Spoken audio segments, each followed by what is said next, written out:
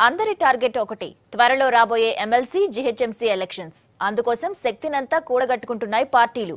అధికార పక్షం విపక్షాలపై విమర్శలు చేస్తే విపక్షాలు మాత్రం అధికార పార్టీతో పాటు పక్క పార్టీలను ఎయిమ్ చేస్తూ పొలిటికల్ వార్ షురూ చేశాయి.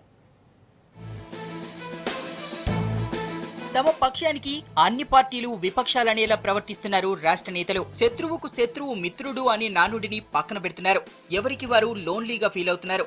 అధికార పార్టీతో పాటు పక్క పార్టీలకు కూడా పంచులు విసురుతున్నారు. జీహెచ్ఎంసీ ఎలక్షన్స్ కన్ఫర్మ్ కావడంతో పక్కా పాలిటిక్స్ కు తెరలేపారు స్టేట్ పొలిటికల్ లీడర్లు.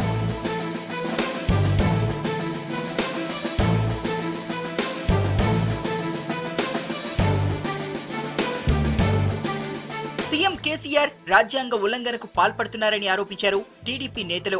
పార్టీ మారిన ఎమ్మెల్యేలతో రాజీనామా చేయించి ఎలక్షన్ కు రావాలని సవాల్ చేశారు. ఉప ఎన్నికలకు వస్తే టీఆర్ఎస్ పార్టీ సత్తా ఏంటో తెలుస్తుందన్నారు. మీకు దమ్ము ధైర్యం ఉంటే, ప్రజలల్లో మీకు విశ్వాసం ఉన్నదనుకుంటే, మీరు సంవత్సరం చేసిన ప్రభుత్వ కార్యక్రమాలు ప్రజల ఆమోదం తెలిపేది ఉంటే మీరు రాజీనామా చేయండి. నైతిక విలువలు కాపాడండి.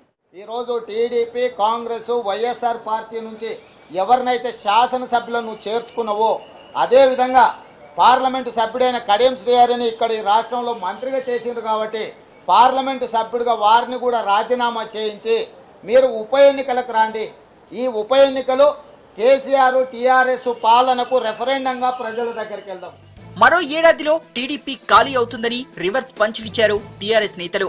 ఆ పార్టీలో చివరకు ఎర్రబెల్లి, రేవంత్లే మిగులుతారని సెటైర్స్ వేస్తున్నారు. టీడీపీ ఎమ్మెల్యేలు పార్టీ వీడకుండా చంద్రబాబు డబ్బులిచ్చి కాపాడుతున్నారని ఆరోపించారు. మీరు చూడండి, చాలా మంది ఎమ్మెల్యేలు తెలుగుదేశం పార్టీలో ఇద్దరు మిగులుతారు. లాస్ట్కి ఎవరు? రేవంత్ రెడ్డి, దయాకర్ రావు. ఆ ఇద్దరు కూడా ఏంటంటే ఒక 1 year ముందు చెరో పార్టీకి వెళ్ళిపోతారు. ఇప్పుడు చంద్రబాబు నాయుడు ఏంటంటే ఎప్పుడో ఇంకా ఎమ్మెల్యేలు వచ్చేవాళ్ళు ఒక్కొక్కరికి 5 కోట్లు ఇచ్చి ఆపుతున్నాడు. ఒకవేళ కృష్ణా నదిలో వాటా అనేటువంటి విషయం ప్రస్తావన వస్తే మీరు ఎటువైపు నిలబడతారు? మీ చంద్రబాబు నాయుడు ఎటు నిలబడతాడు అంటే మీ చంద్రబాబు నాయుడు ఆంధ్ర వైపే నిలబడతాడు.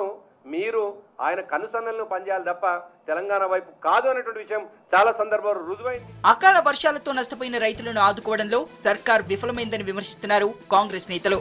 ఆత్మహత్యలను కూడా కంట్రోల్ చేయలేకపోయిందంటూ మండిపడుతున్నారు నేతలు. బకాయిలు రైతాంగానికి చెల్లించకుంటే ఇవాళ ఎక్కడే కానీ రైతాంగం ప్రైవేట్ వ్యాపారస్తులతో మోసపోయినట్టయితే వారికి అండగా నిలవాల్సిన ఒక బాధ్యత ప్రభుత్వంపై ఉందని చెప్పంటున్నాను. కాంగ్రెస్ టీఆర్ఎస్ ను టార్గెట్ చేసింది బీజేపీ. గత జీహెచ్ఎంసీ ఎలక్షన్స్ లో బీసీలకు కాంగ్రెస్ అన్యాయం చేసిందన్నారు. ప్రస్తుతం టీఆర్ఎస్ అదే రూట్ లో ఫాలో అవుతుందన్నారు. బీసీల తరపున బీజేపీ పోరాటం చేస్తుందన్నారు. కేసీఆర్ గొప్పలు చెప్పడంలో చూపిన శ్రద్ధ రైతులపై చూపడం లేదన్నారు. గత జీహెచ్ఎంసీ ఎన్నికల్లో కానీ అనేక స్థానిక సంస్థల ఎన్నికల్లో కానీ బీసీలకు కేటాయించినటువంటి సీట్లలో నాన్ బీసీలు పోటీ చేయడంతో ఈరోజు బీసీలకు చాలా పెద్ద ఎత్తున అన్యాయం జరిగింది. పవర్ పెంచారు పార్టీల నేతలు. ఇష్యూ ఏదైనా విమర్శలతో హీట్ క్రియేట్ చేస్తున్నారు. ఎవరికి వారు ఫ్యూచర్ ప్లాన్ సెట్ చేసుకుంటున్నారు.